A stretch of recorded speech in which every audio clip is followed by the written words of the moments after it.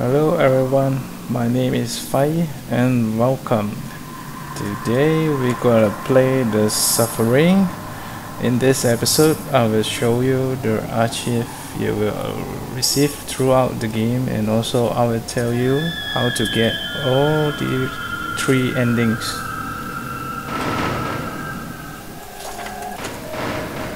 Okay.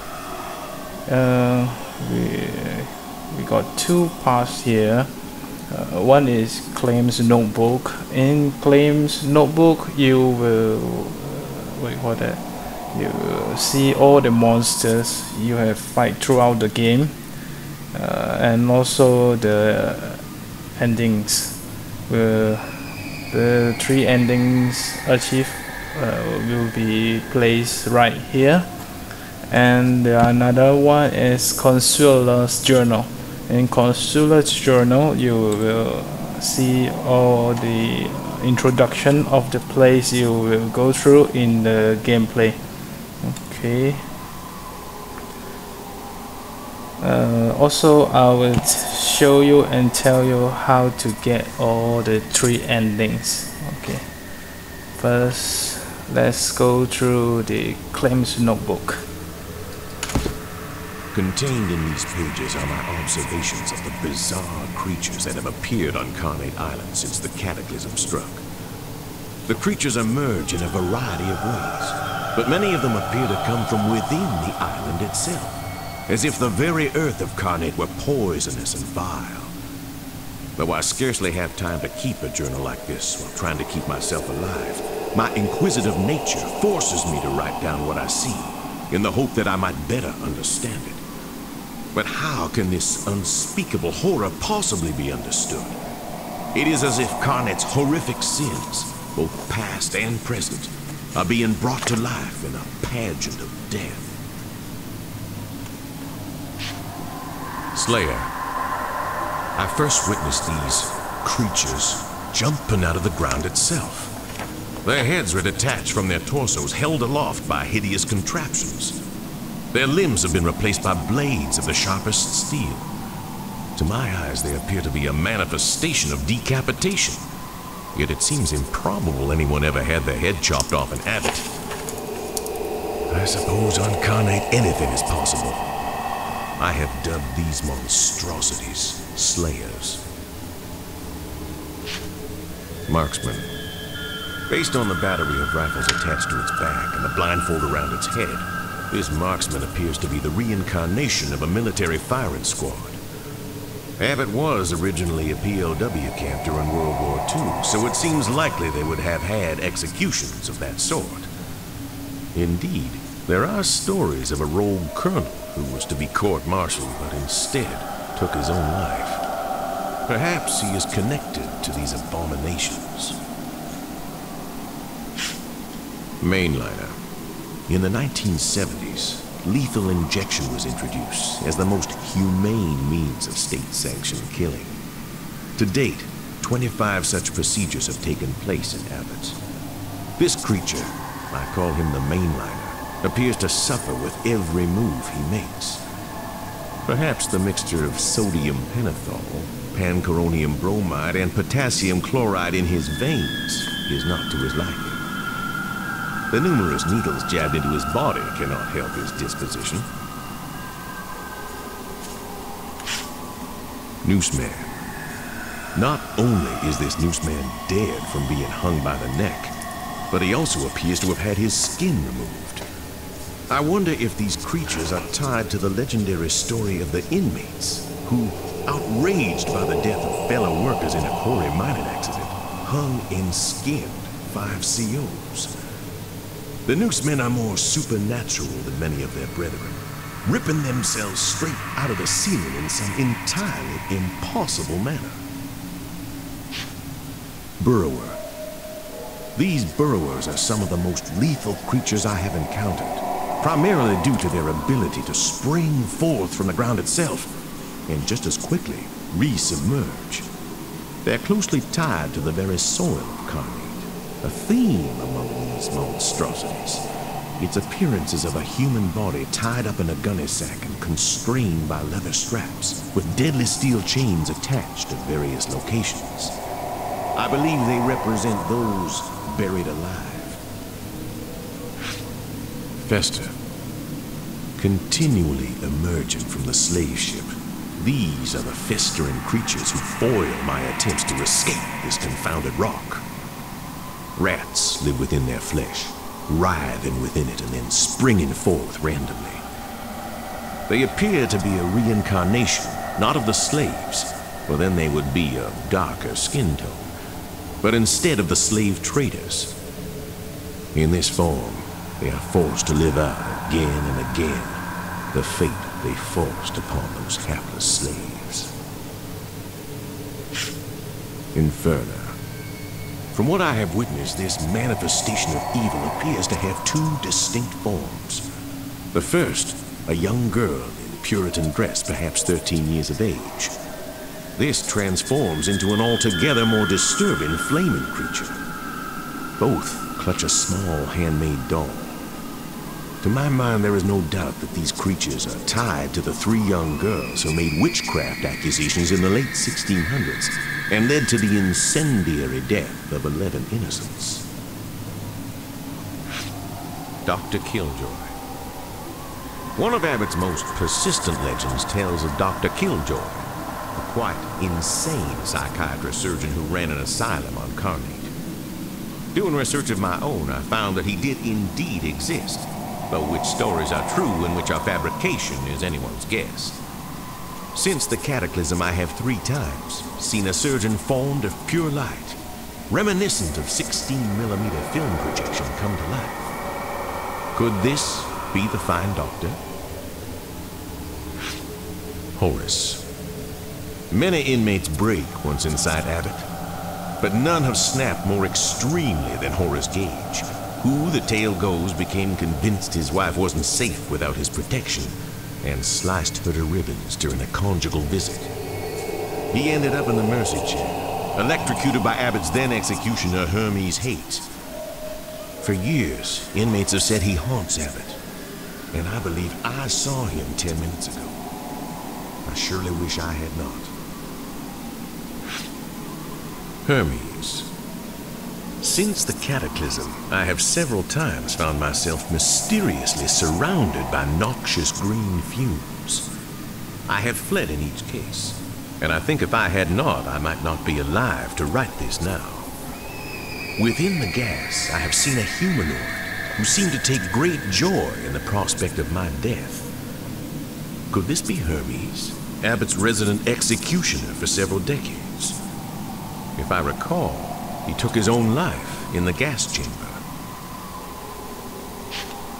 I only briefly saw this enormous creature a single time, near the docks.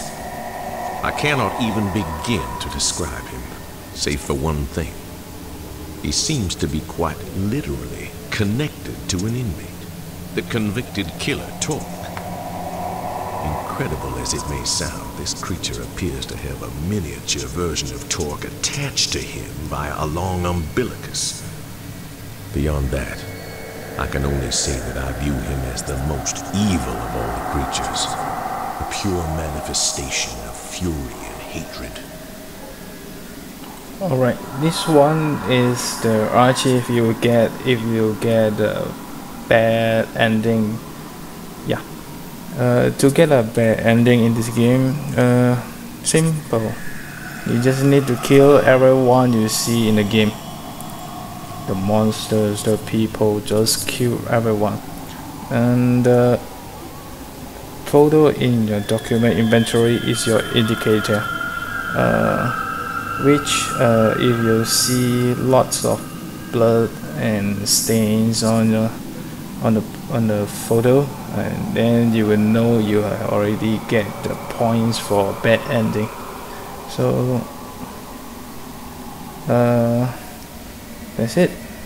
Let's go to another one. Torque's family. In one of my other entries, I discussed Torque. the notorious inmate who seems at ease dispatching these creatures. I recall seeing in the sun a picture of the man's ex-wife and 2 boys, and I have drawn it here from memory. I remember they were a beautiful family, and it seems unbelievable that any man so blessed would have the audacity to kill them so savagely. But as we all know, beauty alone is often not enough. Okay, this one is the archive you get where you end the game with the good ending. And if you want to get the good ending, you need to help all those people throughout the games, and also you will need to protect them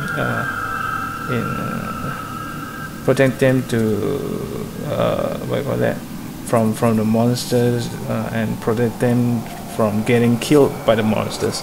Yeah, it won't be easy, but it's worth. Also, the indicator, your photo, you found out that your photo sparkle clear. Yeah.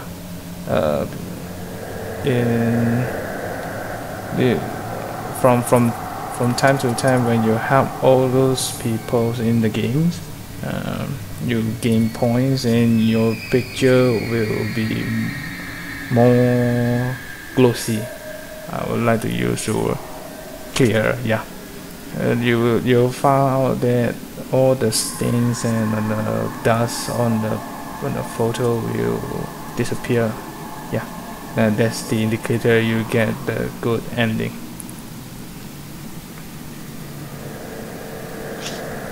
Torque. Since the Cataclysm, I have seen the death of many inmates. But one seems to be an unstoppable survivor.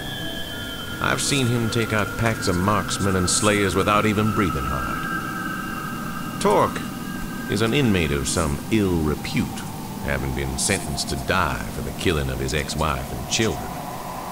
Of course, being convicted and being guilty are 2 different things. Perhaps he will save us all, but I feel certain he will at least save himself. Okay, this one is the normal ending, or the so-called neutral ending. To get this ending, you actually don't need to do anything. You do not help people, also you do not kill them either. You just ignore them all. You just run through the game. And also, for your information, if you get the good ending, you will get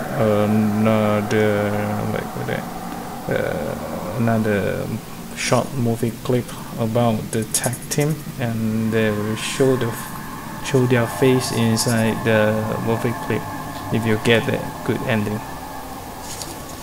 Okay, that's it. The creature. I saw this creature in a dream, and it seems somehow connected to these horrific events. In my dream, I witnessed the inmate Torque transform into this beast and lay waste to all around. Since the Cataclysm, I have seen Torque go berserk, killing beasts with his bare hands. But of course, during such times, he himself does not actually transform into a beast. He merely becomes intensely enraged. The meaning of my dream I leave for the reader to discern. Oh, I'm sorry, my mistake. This is the archive you will get for ending the game with bad ending. Yeah. Just now this one you will get it eventually after you kill. This is the last boss of the game, so you will get it after you kill him. And this one will be the archive you get after you finish the game with the bad ending. Right. Okay. Let's jump out.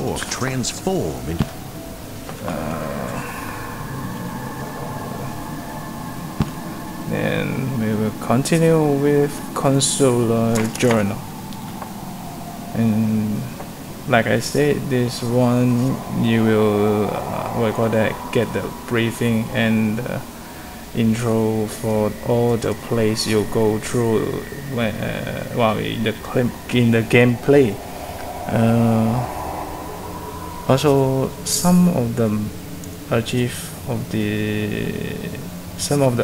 you will miss out quite easily. So if you want to unlock them all, pay attention to the gameplay I post previously, and you won't miss it. Okay, so let's continue. When Ernesto took his job at Abbott, I was far from excited. When he told me we would need to move to Carnate Island as well, I was not happy at all. But I tried to find a good side to the situation. I've always been interested in the history of unique places. What kind of history would we find on Carnate? This scrapbook project was started primarily to fill my time here, but also so I could record what I had discovered. In my exploration of the island, I uncovered many of Carnate's secrets.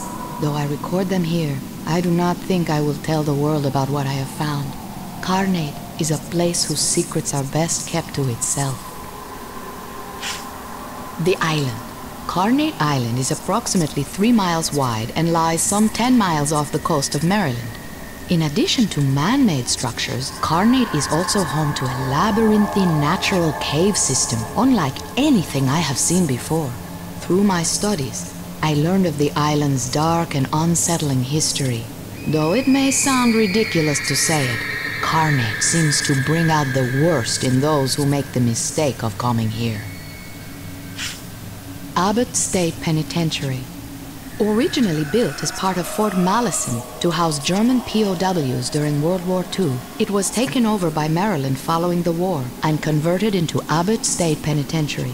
Mostly built out of local quarry rock, the prison is now home to nearly 1,000 inmates and has the worst safety record and highest homicide rate of any prison in the Maryland Department of Corrections system.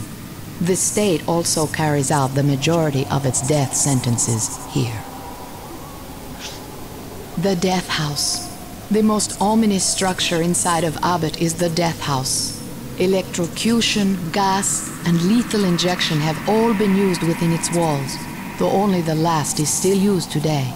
The Death House is also the prison's oldest structure, built as the administration building when the prison was a POW camp. Its basement was also built during the war, and in it you can still see relics of that time. The basement has been closed off for 20 years. Prison cemetery. When an inmate dies and his family does not claim the body, he is buried here. The cemetery is named after the infamous corrections officer, Hermes T. Haight. He was in charge of executions for several decades before finally killing himself in the gas chamber. Also buried here is notorious inmate Horace Gage, who savagely killed his wife on a conjugal visit. To me, the cemetery is the most bleak and depressing place on all of Carnate. The quarry. At the same time the prison started operation, digging commenced at Carnate Quarry. Prisoners were forced to work this quarry for 12 hours a day, cutting the rock that would be used to build the prison walls. Work conditions in the quarry were far from ideal. Inmates who complained were severely disciplined. Carnate Quarry has not been in use since the 1960s, with its mining equipment simply abandoned where it stood to rust and collapse. Cave-in. At some point in the mid-50s, weak mineshaft support beams gave way and trapped a number of quarry workers under several tons of rubble. The official story was that the prisoners were killed instantly. Other inmates maintained that the workers survived the collapse, but no attempt was made to rescue them. The inmates were so enraged, they revolted against the COs and lynched 5 of them. What really happened may never be known. The Asylum. On the far western edge of Carnate stands an old Victorian home built in 1877. In 1899, the home was converted into the oddly titled Carnate Institution for the Alienated. This small institution was run by one Dr. Killjoy, whose methods were far from conventional and often tragically lethal. What exactly happened to Dr. Killjoy is unknown, but the asylum was abandoned in the 1930s and has been uninhabited ever since. Burned house. Though I know little about this site, these ruins of an old home are oddly fascinating to me. The small house appears to be from the mid-19th century, and I would say it certainly predates the asylum. Nearby is an old abandoned well that seems to be especially deep. Since the house burned down, one cannot help but wonder if Carnate itself was trying to drive away the people who lived inside it, if one chooses to believe in such things. Slave shipwreck. On the northwestern beach of the island is a massive shipwreck from the early 18th century. The ship carried a cargo of slaves and was en route to Norfolk when it was knocked off course and crashed. Apparently the traders feared releasing the slaves they carried and instead left them trapped in the hull where they were slowly eaten by rats. How the ship has survived the elements nearly 3 centuries is certainly a mystery. The Bluff. On the south side of the island, near Fort Malison, there is a bluff which appears to have been forgotten since the 1940s. Along the ocean side of the bluff are 3 wood posts riddled with bullets to which dead bodies are still attached. This seems to be the site of the little-known 1944 execution of 3 American soldiers, executed on suspicion of treason. No actual evidence of wrongdoing was ever found. Crashed plane. This bizarre relic is a Horten 229A1, an experimental plane developed by the Germans during the latter stages of World War II. It crashed on Carnate in 1944 to the great distress of the fort's colonel. Taking his cue from the Japanese internment camps of the West, the colonel wanted to root out the traitors he suspected had led the plane to Carnate. He executed 3 of his own men who happened to be of German ancestry, but who were almost certainly innocent. Why the plane actually crashed here remains a mystery. World War II fort. Built in 1942, Fort Malison served as both coastal defense facility and POW camp. The fort had some 250 men and held approximately 1,000 prisoners. The fort's most notorious story is of its colonel, who executed 3 of his men for treason because a German airplane crashed on the island. A subsequent court-martial found no evidence to justify these executions, and the colonel ended up taking his own life. Old Cemetery. This cemetery is home to the remains of 11 Puritans who were accused of witchcraft and burned at the stake in 1681.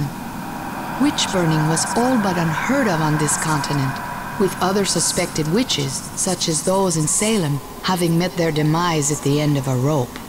It appears that hanging was not enough for the residents of Goodsmouth, no doubt because Carnate Island is a place that drives people to extremes. Burning site. In the 17th century, Carnate was home to a small Puritan village named Goodsmouth.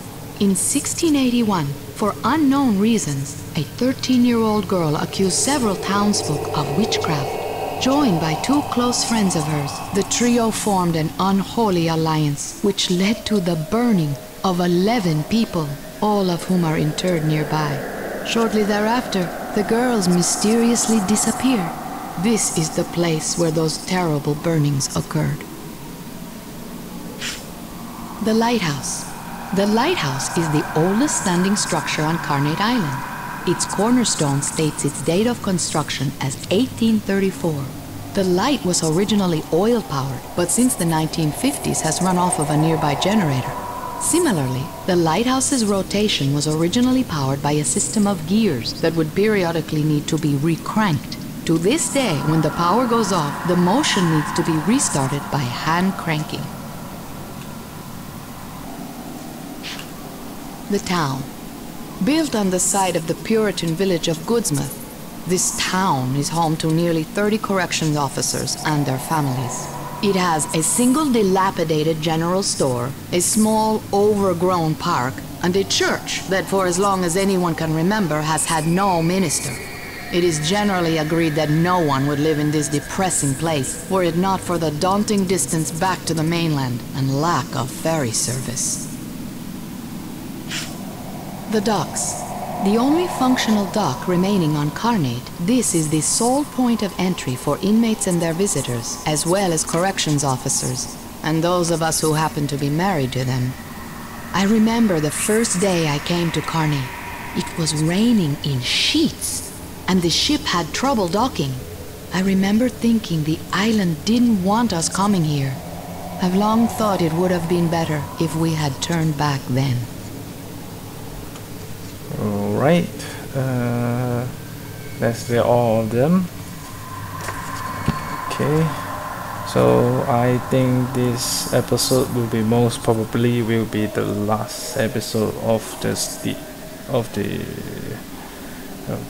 walkthrough, the suffering series.